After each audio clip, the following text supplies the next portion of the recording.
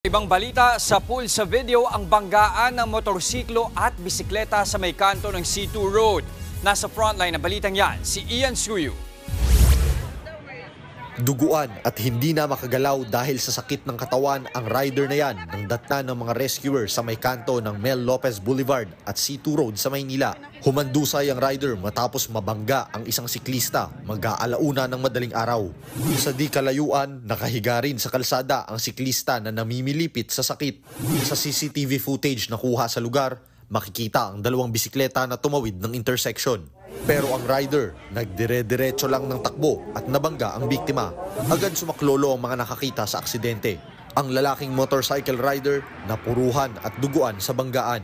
Pagdating ko sir, pareha sila nakaiga, tapos yung isang lalaki may severe bleeding na sa ilong niya. Tapos yung isa naman sir na babae, nakaiga naman, conscious naman parehas. Yung napuruhan sir, yung lalaki, medyo kumalat na kasi yung dugo sa kalsada eh. Ayon sa mga residente, madalas raw talagang aksidente dito sa kahabaan ng Mel Lopez Boulevard. Yan ay dahil bukod sa madilim na nga ang kalsada, marami ring mga driver ang pasaway pagdating sa batas trapiko. Napag-alamang taga Pasay City ang 51 anyos na lalaking rider. Ang babaeng siklista naman residente sa lugar. Matapos lapatan ng first aid ay isinugod kagad sa ospital ang rider at siklista. Kasalukuyan silang nagpapagaling ngayon. Paalala ng barangay sa mga bumabagtas sa kalsada tuwing oras ng gabi.